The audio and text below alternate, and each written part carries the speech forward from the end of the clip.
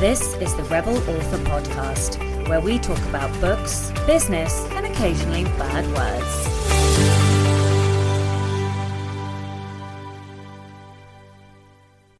Well, hello, Sasha Black. Hello, darling. How are you? I'm good. We were just chit-chatting off the air about some things that probably shouldn't be chit-chatted about yet. People will know it. No. And I was accidentally Exciting recording. things. So Yes. we were just having a little bit of a heart attack. Things Yeah, that you could probably get we've done. in trouble for. Yeah, yeah. Saying that. Yeah, things that are probably, like one of those NDAs that's just assumed kind of thing. How are you? I'm, I'm, I think I'm good. I think I'm good. I've had a real mental roller coaster of a month. I have written 69,000 words of architecting. Yeah. Yay! Yeah.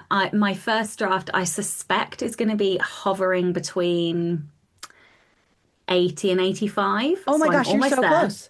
By Sunday, I'm hoping by Sunday I'll have finished drafting because I'm going to work this Wow. weekend to try and get it done. So that's one thing. Then, like this whole month, I have struggled with thinking that it was shit. Um, that I just couldn't write romance. It wasn't deep enough. I think it's because I started with a killer plot twist for the vampire ones, and I knew I wasn't gonna Wow. get to that payoff for three books. And so the amount of seeding in that I did was like people that go back and reread it are like, wow, like I knew it was a good book. And this book, I just feel like I wish I'd had a little bit more time for it to stew.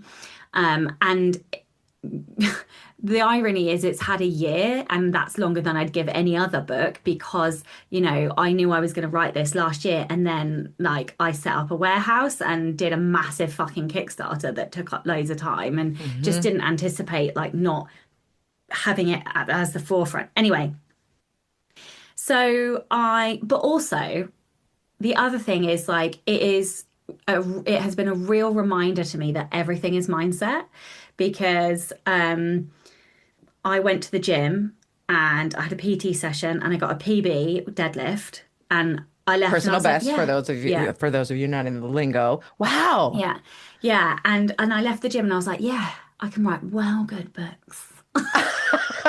I was just like, oh, you're such a knob. Like, you're such a knob. Like, just get over yourself and just write the fucking book. So, and then like, it's just bizarre. Like anything, a piece of music can just completely flip me from, like feeling shit about it to thinking, actually, you do know what you're doing. And then lo and behold, I left the house and came up like with basically how to fix the romance. And then I was like, oh, for fuck's sake. Like I knew I'd come up with it eventually. But also like you don't when you're living it every day. Mhm. You're like, no, I'm never going to be able to write a good book. No, I will never be able to fix it. Like this is the worst book I've ever written. Like, all We're that such bullshit that we go through. catastrophizers, right? Oh my Instead, God, I'm I so never, dramatic. I never ever sit at my desk and go, "Oh, I feel like this is a terrible book," and also I know that it's just fine. This is always what I go through. No, it's always, I feel like this is a terrible book, and this is the time that I Yeah. fail harder than anyone has ever failed Yeah. in the history Yeah, of I the just universe. believe it. Yeah. Yeah. Yeah.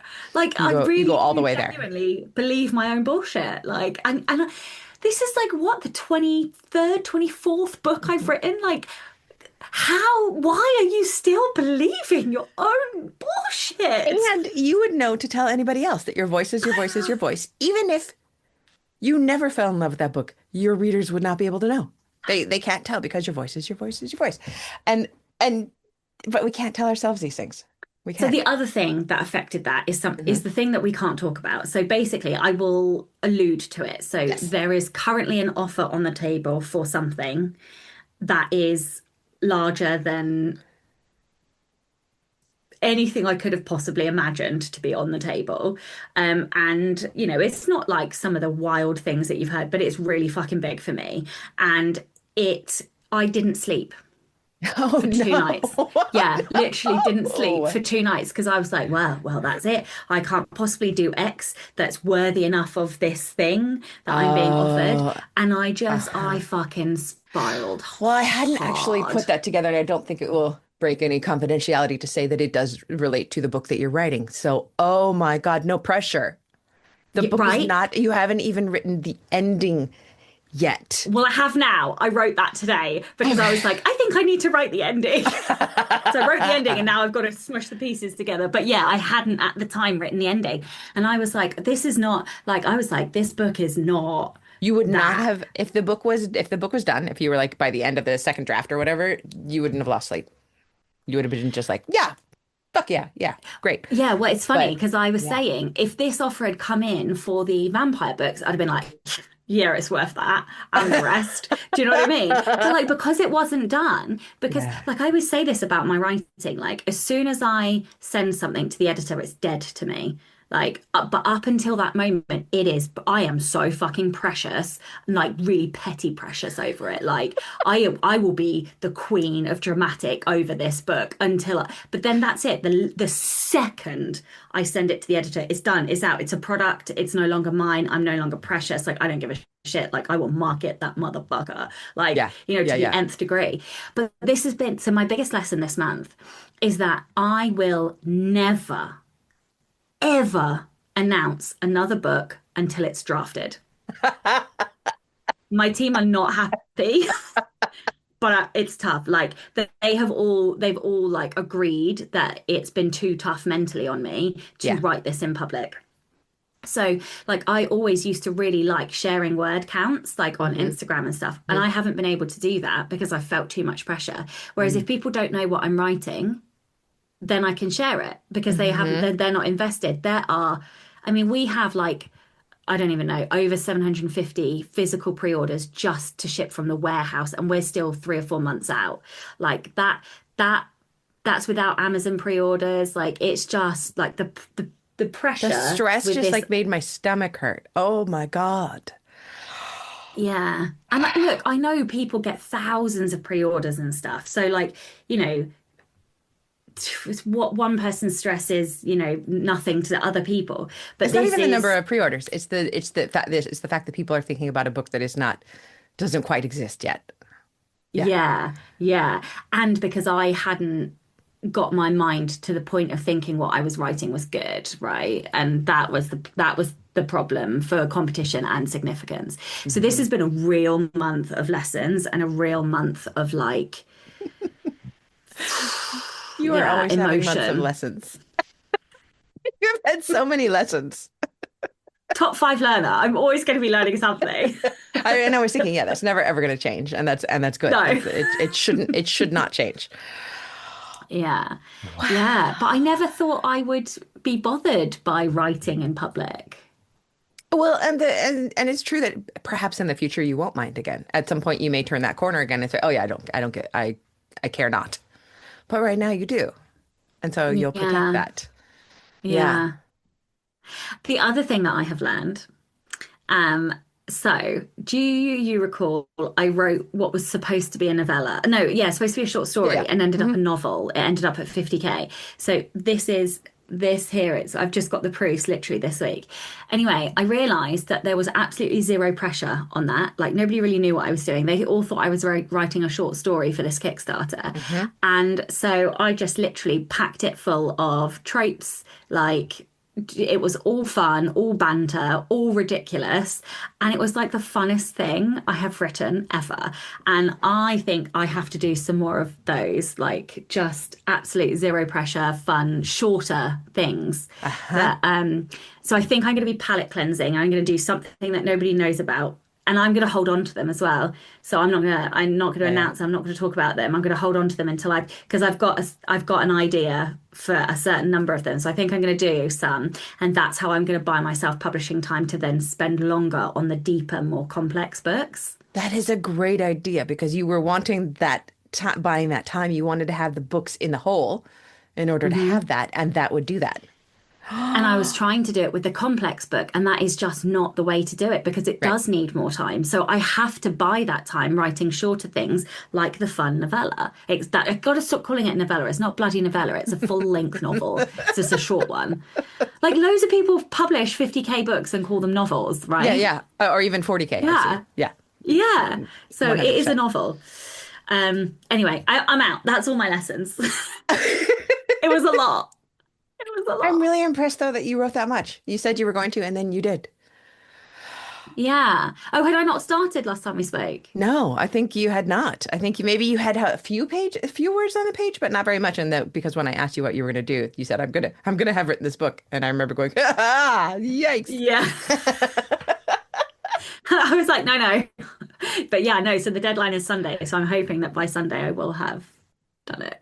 And then what happens after that? It usually goes to your editor and then back to you. How long does that take?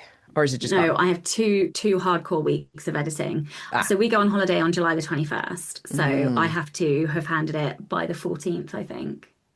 Yeah, by the You can do that 14th because I have to have.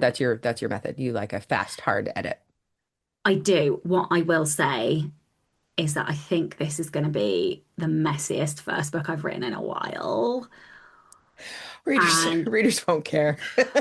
I'm a little bit nervous about how bad this edit is going to be. So, oh, you mean like when it comes back and how much work you'll have to do? Eh. No, so I do the edit myself and then it Yeah. goes to a proofer and that's it. Oh, Like okay. I Okay. would have, yeah, yeah, I would have preferred, I think, this time to have had a bit more time to send it to somebody, but like Ah. I didn't do that with the vampire one and that worked out fine. But the So, thing is, your voice is your voice is your voice. And readers are coming back to you because they like and love your voice. They're going to yeah. love it.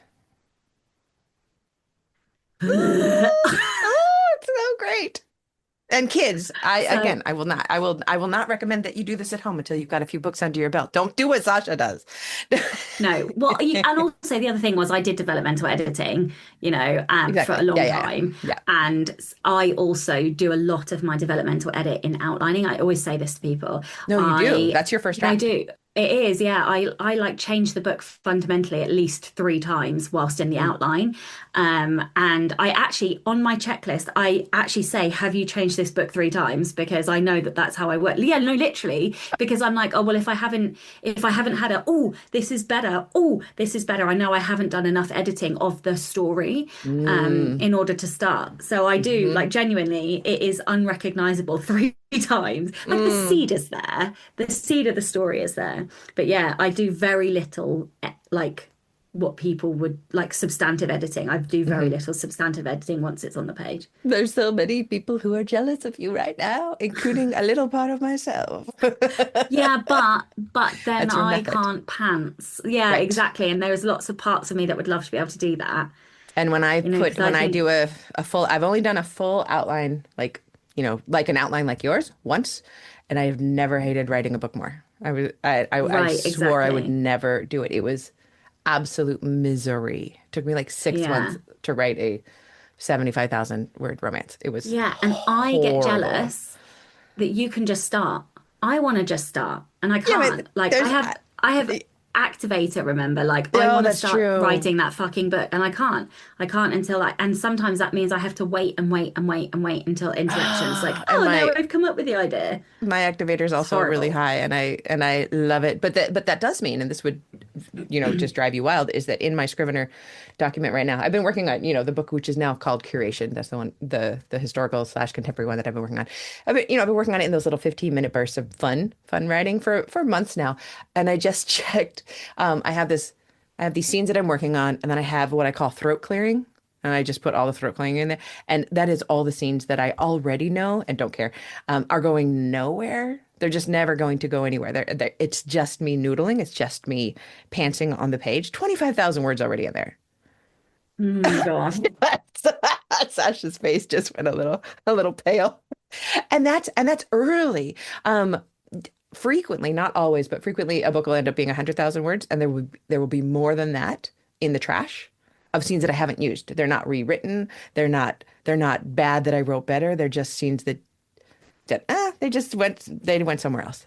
That's a I have lot. only, that is a lot. I have only ever gotten rid of words twice, and it was 30K and 40K. And the same thing happened. I realized I'd written the beginning wrong, and I am faster at drafting than I am at editing. So I was like, fuck, I'll just start again. So I just started again, and just binned the 30 and 40K. And I I did. have I done that. wrote faster. Yeah, Yeah. yeah. Because you have to know where your strengths lie, right? Yeah, yeah. Um, yeah, that does hurt me hearing that a little I'm not going to lie. But you must have a lot of fodder though for like newsletters and like little I never snippets for use it. social media. I never go back into it. I figure that if it's not in the book, like then it didn't earn its way anywhere. So I've never gone back to, but people would love that. You know what I should do? They Oh, that would. just gave me a great idea. I'm playing with this idea right now of, and I don't know how I feel about it. So I'm actually just going to ask the Patreon people about it. But I've been having this yen to go back to, like a little bit of knitting stuff too. So I want to. Right now, one of my focus projects is I'm going back to what I was doing at the end of last year and then kind of dropped for everything else. But I am optimizing on a very deep level after watching a bunch of Inkers Con stuff. I'm optimizing some backlist, and I'm going to start with the Cypress Hollow books. And there's 5 novels and a novella. And the first book, people really love that first book. Like I don't even think that book is very good. And there are people who are my ride or die fans who will tell me till the end of my days that's the best book you ever wrote. I know personally it's the worst book I ever wrote, but that's the one they came in on. That's the one, ride or die. And that would be super. And so what I'm getting to here is I'm going to ask the Patreon if they want me to play with the kind of like the next book in town.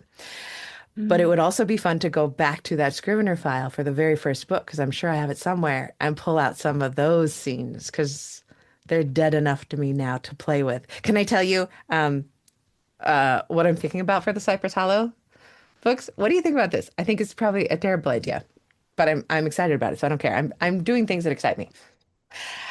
Cypress Hollow, 5 books, 5 protagonists, straight heterosexual romances that are These are spicy. already published. These are done. Yeah, done. They're old. They've been out for like the first one came out 15 years ago. It came out in 2010.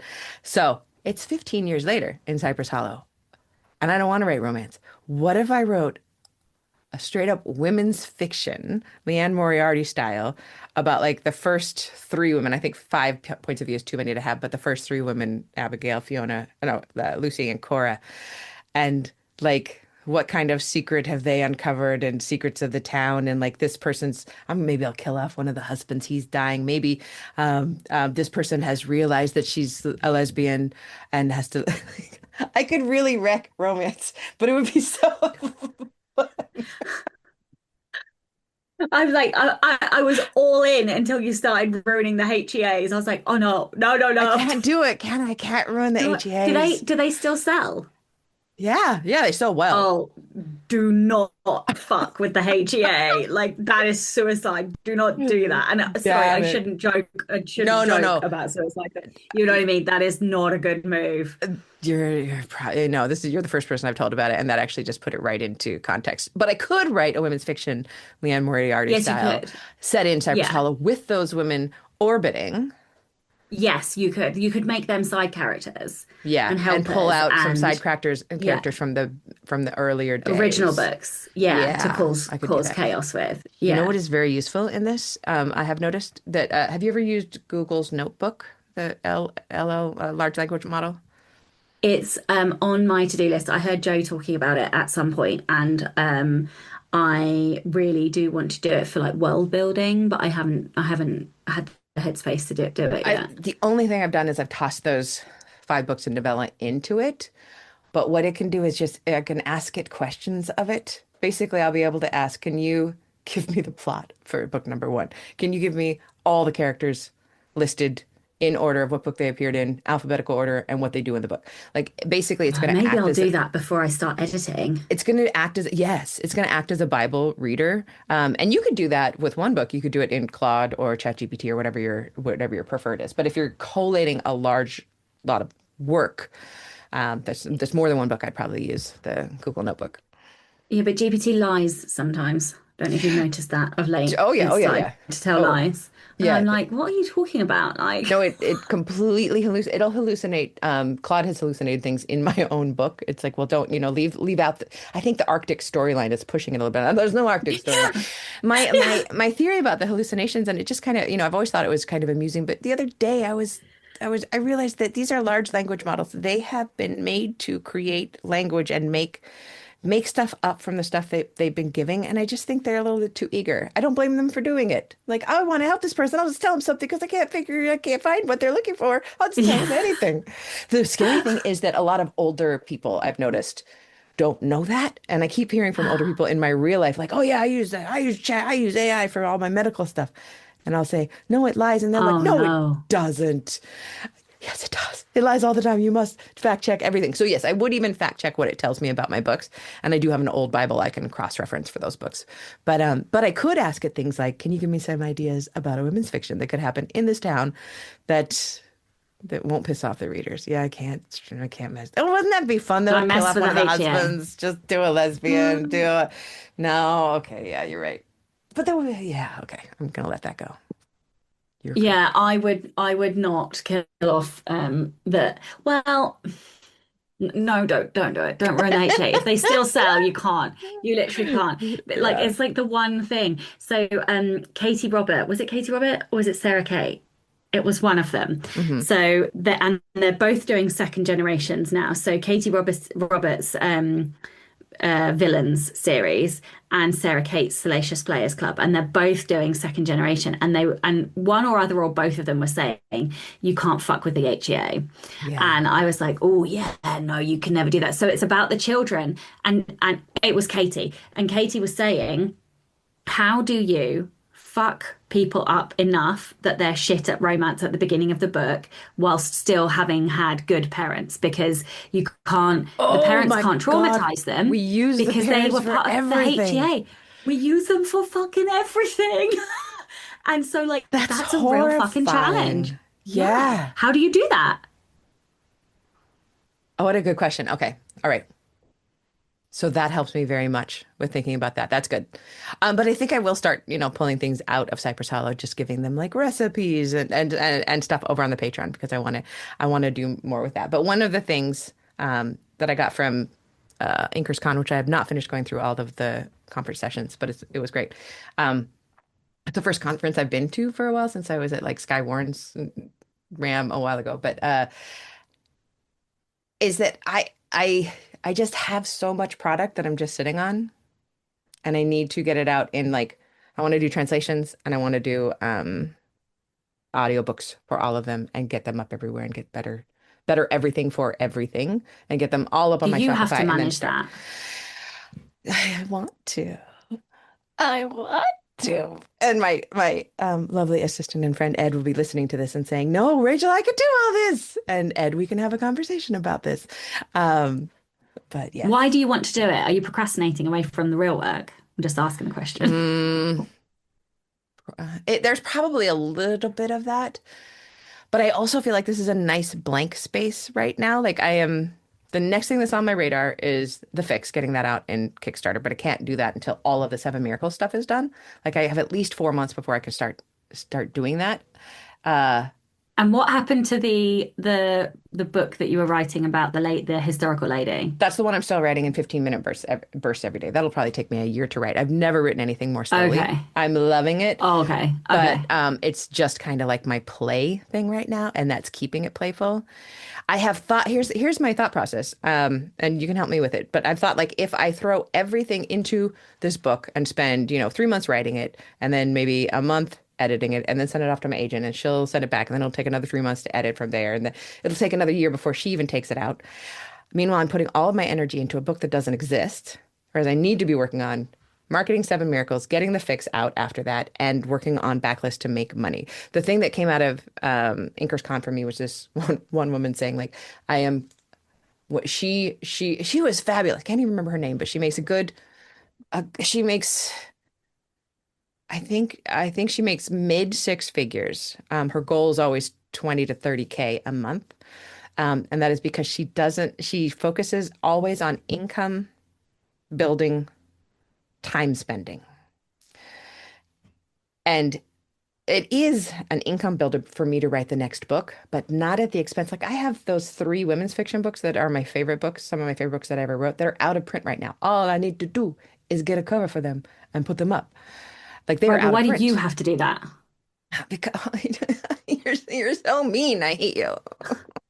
Okay, because like everything that you said is like great. I'm like, yeah, cool, cool, but you don't have to do any of that. Like I hear you on the income generation, and I totally agree. Like utilizing your backlist, but you don't have to do that. You have to drive the strategy, right? So, like, for example, I said to Petra a couple of months ago, we are going to want to generate cash flow over the summer because we are going to have spent out on the Kickstarter plus kick plus stock. Hmm. So we've spent more, like, so we've taken profit out of the Kickstarter in order to Hmm. buy stock. So there's no cash, like, well, there is cash in the bank, but do you know what I mean? We've Yeah, reduced yeah, the cash flow. yeah.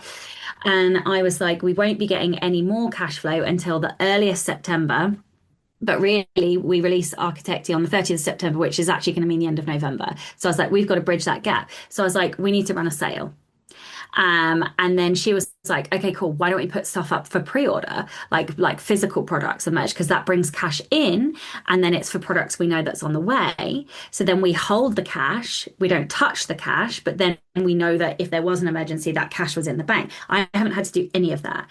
Like I was like, yeah, let's run a sale. So I tell the team, and then the team go and make the social media posts. The team go and put the sale on the website. They put all the settings in, so it all goes automatically. I do nothing. I sit here and write the book. Like your job is to write the next book and to guide the strategy of, whatever it is you want to do. I'm Uh, sorry. that, that.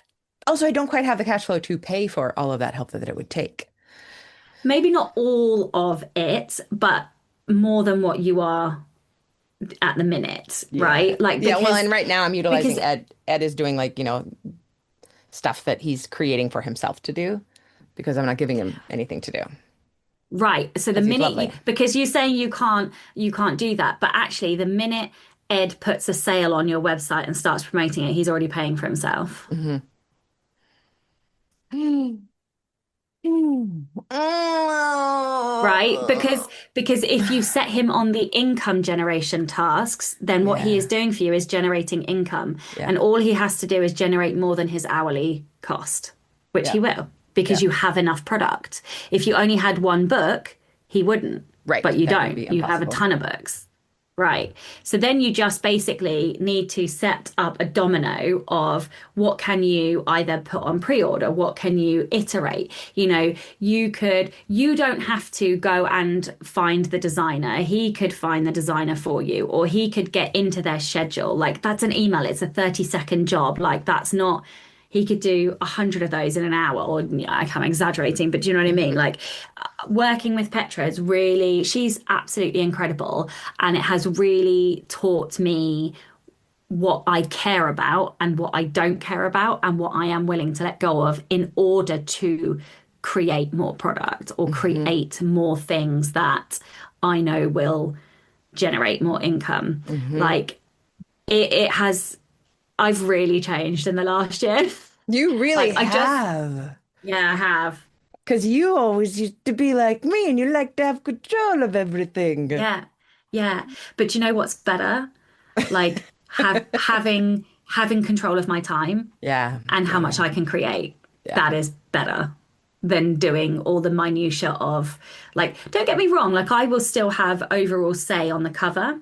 But like for example, so I did the kind of main brief for architecty. And then we needed so that was for, I'm doing this because in my brain, I've got the jacket, like the big jacket, Yeah. but underneath we needed a case laminate. And I was like, I literally don't have time to do this. Petra, can you organize the case laminate? And off she did. And she got it, and then she shows me the options and I'm like, that one. And she's like, yeah, that's what I thought. And I'm like, cool.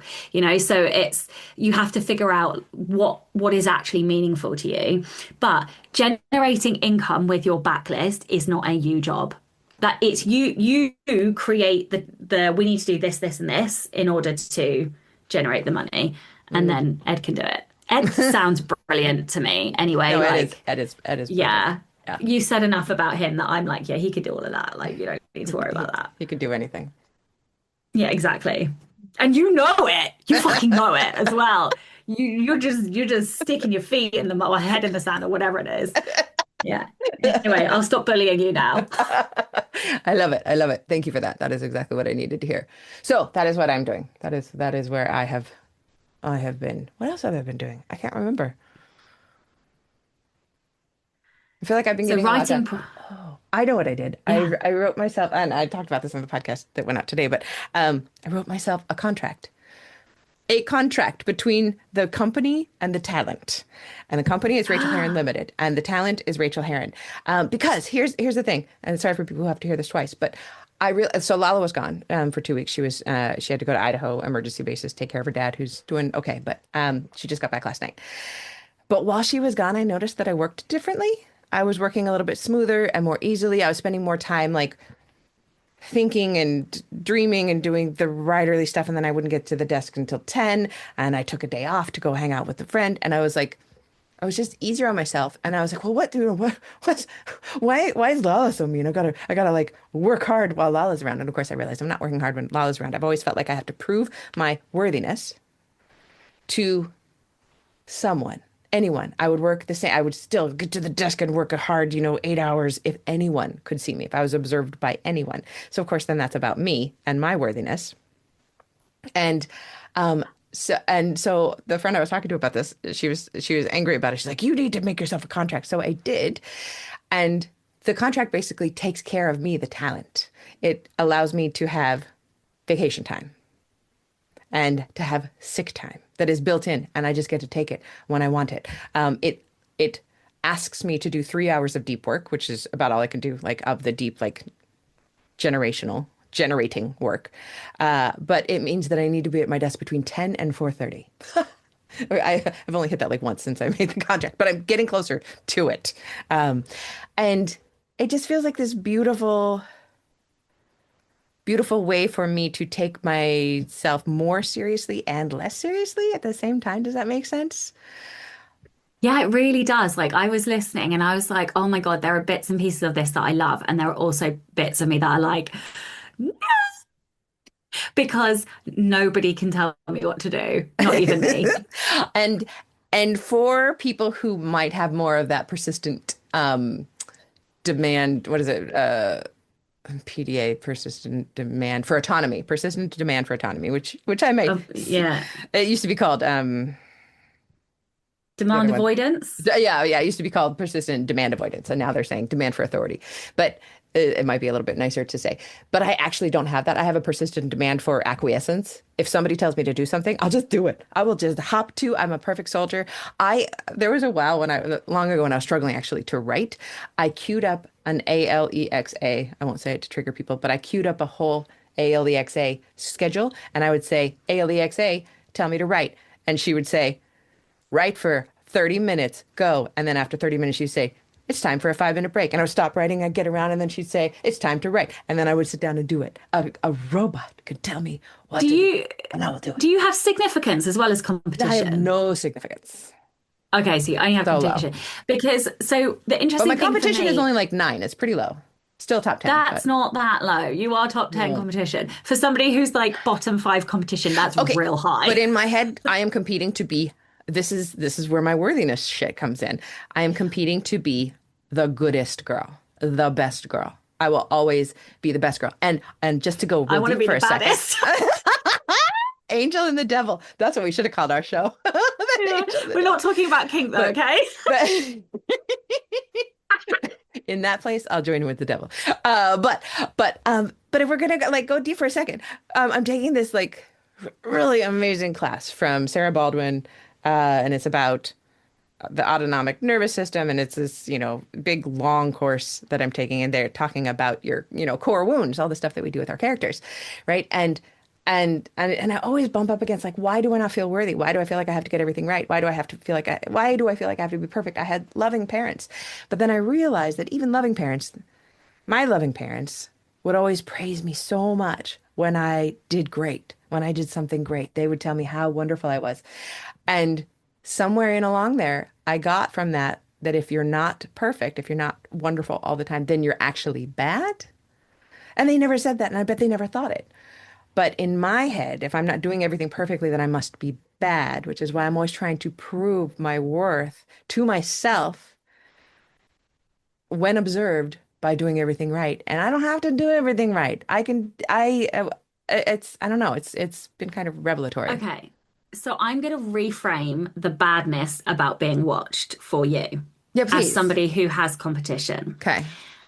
As somebody who is a number one competition, there is never a time that I perform better than when being watched. Okay, see, I hadn't even thought about the competition in that. There is something to that And because that's why I asked. Yeah. this is So, what I have always done with Lala, and it has always driven her crazy for the last, since we started working at home together since the pandemic, right? If we run into each other in the kitchen. Okay, so say my contract says I don't start work until 10, right? But I started work today at 7 because we're chatting. So later on today, if I run into the kitchen, I will say something like, I started work at 7. I've been working 4.5 hours. I'm going to take a 30-minute break. And I want to, that's what I was really soul searching. Like, am I just being a dick? Like saying, I am better than you. I am working more. I am harder. I'm the hardest at work in this whole house. It's a tiny competition thing, I think. And I don't so want it to be that's so that. that's really interesting. Okay, so the reason that I brought up the when being watched is because what I have discovered is that Oh Right, the thing Oh that I yeah, I sprint love in Oh with Right. people. I love it. Yeah, so I've had to write this book without any sprinters. So it's been really tough for me. Yeah, so that has also contributed to the roller coaster this month because I've had no sprinters. But I have a really dear friend who is able to leave open, oh right, even during their working day, even though they're not writing. And every so often they will check in and then they'll message me going, "Why haven't you hit X number of words?" Or, That's all "Oh, you well need. done." That's all I need to know that Yeah. somebody's there. And so I will write more Yeah. just knowing that somebody is watching.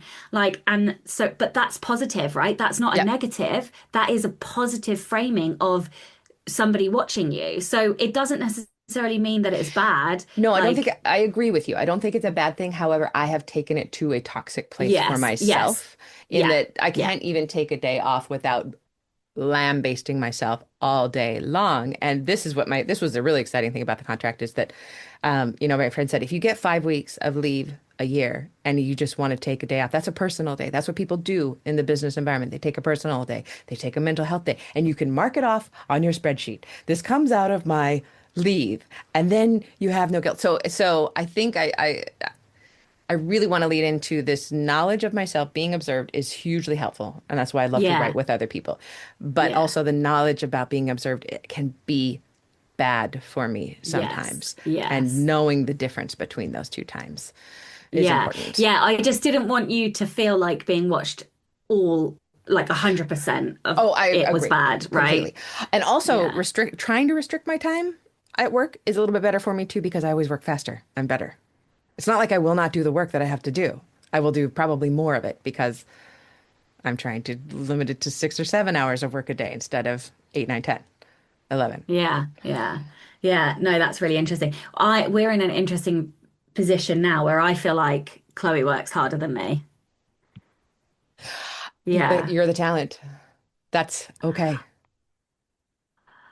Yeah. I That feel would like be she's really got a hard for really me. hard job. That would be really, Yeah. really hard for me. Yeah. I would have a hard time with that. I can feel that in my soul. If I got to do only what I liked and I was working less, I know, right? Like it's a real I like and she's always had a hard job, but this job's really hard. Like she's yeah. got a really, really tough job. And like I work hard, I work really hard, but like I don't But think you I work as hard as her anymore. and also you love, love, love what you do. And Like I love what I do. this Yes, is your I passion. definitely yeah, so I think I'm harboring some guilt Hmm. actually Hmm. about that, and I don't That think I is realized that until just this second. that's always been part of I've realized this week or these last 2 weeks that that's always been part of my working so hard is because I do have some guilt that I get to play all day that I get to do what I love. So Yeah. therefore I I think better she work loves hard her to earn job. it. Oh good. Good. Yeah, I think she does love her job. She's Yeah. super passionate about it. And Oh good. like you can Excellent. see that passion like when she talks about it, like how Yeah. much, but like it's been like there's been a lot of like people problems and the hours have been really long. And then she's got a really long commute. And then there's like, they've got like, when they go through like restructures and stuff. So it's just been really tough mentally. But like she does love her job, but it is different, I think, when you work for somebody else. Like, I don't know. Well, yeah, I don't know. Like, it's interesting, isn't it? Because I was about to say that you don't break yourself as much for others as you do for yourself. Like if you wait, but I don't think that's true. I think she does break herself more than I maybe do now. I always broke myself more for others because I Yeah, had the kind of job where I would have to work 18-hour shifts on yeah, mandatory overtime and have a 6 hours off and go back for another 18. Like, and I would always do it because that was what I wouldn't create yeah, waves, you know. yeah, yeah. But also you're like public service facing industry, which is what she's in. Hmm. And she's got kids with safeguarding issues, like she's Hmm. got, you can't not. Hmm. You have to be there for them. You have to Exactly. handle the That's situation. that's why I was a 911 dispatcher and you can't go on strike. You're not allowed to legally. You can't not to show up. 911 can't not be answered. You know, Wow. it's What like happens other. if you get sick? That was a really hard thing, and I would get migraines and stuff. The guilt was overwhelming because if you're that's why you'd end up working an 18 because if you're on a 12-hour shift, everybody's on 12 hours. But somebody calls off sick, then two people have to do 18s. One person has to stay an extra 6 hours, and another person mandated to come in an extra 6 hours early. So you really, I mean, I would work through migraines. I would work through we worked through everything because we didn't want to fuck over two people. So we never That's took breaks. There were no like lunch breaks. There were no breaks, even though they're legally mandated. But you didn't want to fuck over because if you took a break, everybody else is working way harder. So I spent 17 years not what taking happens if you breaks. needed a wee? Working. I mean, you would go to a wee, but honestly, like dudes who would go for a poo and take too long, that they got razzed, because a man can take longer than a woman. Like you get your ass back in here. This was like Oh my monitored. God. I dreamed of a day that I could go to the bathroom without a pager on my hip. Like, because if you're in the bathroom doing something and you get paged, you have to stop what you're doing and run back to the room because something's happening and you need to just jump in and help. I dreamed of the day. I think my tiny little brain has just blown. All right. Well, thank you for this chat. Yeah, This is wonderful. yeah, What do you yeah. want to do by the time we talk next? Your book will be done and off, and you'll My be on holiday. Yeah, I'm going to be on. Well, I will Wow. act. So actually, we need to talk. We actually might need to meet sooner, and then Okay. because Yeah. I will be After your away book. at the Yeah. end of the month. Yeah, I will Yeah. be on holiday at the end of next Where are month. you going? Egypt, as long as we're allowed to go to Egypt. Yeah. Yeah, we're going to Egypt. I mean, I think we When? are. Like I've checked the Foreign Office, and I keep checking, and Yeah. at the Yeah. moment it's still fine where we're going. Good. Um, Oh, that's but yeah, exciting. hopefully. Yeah, Oh, yeah. and you What have What about family you? there, right? Or is this just a No, holiday? I actually have family in Israel. Um, Yeah, yeah. Yeah, yeah, we won't talk about that on here. No. Uh, yeah, so no, it's Israel, Egypt that we're going to. Like really, this is the first holiday ever. Oh no, our honeymoon, we had a five-star hotel. But other than our honeymoon, we have never been to a five-star hotel. So this is going to Oh, be like a really lush, like luxurious, indulgent 2 weeks. yes. And it's all three of you? Yeah. Yeah. And it's all three of us. Yeah. Oh, how Yeah. wonderful. Oh, that's going to be Yeah, much fantastic. needed holiday actually for Yeah. all of us. Yeah. How Yay. about you? Um, I don't have, oh, I will have opened the 90 Days to Done classes, which I'm going to be teaching starting in August. I'm doing a little webinar workshop called Beyond Affirmations. I will have done that. And just kind of some thought work and some body work around writing. And I'll be I writing did and I'll listen be, to that somatic podcast, by the way. oh, what did you think? I thought It's it was called You Make interesting. Sense. It's You Make Sense by Sarah Yeah. Baldwin. Yeah.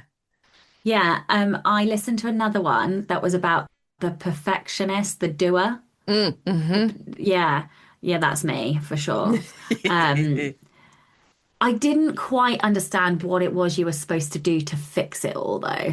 Well, that's because it's really super simple and she kind of doesn't say it very clearly because she would like you to come into her classes. And I will just Yeah. tell you, if you want to fix the autonomic nervous system when it becomes reactive to something, there are very simple body things you can do, like bilateral tapping or bilateral walking, or there's some really simple breathing exercises and they take like less than a minute or two to do. And then your body comes back into regulation and then you can be the adult driving the car instead of that, in old child inner part driving the car.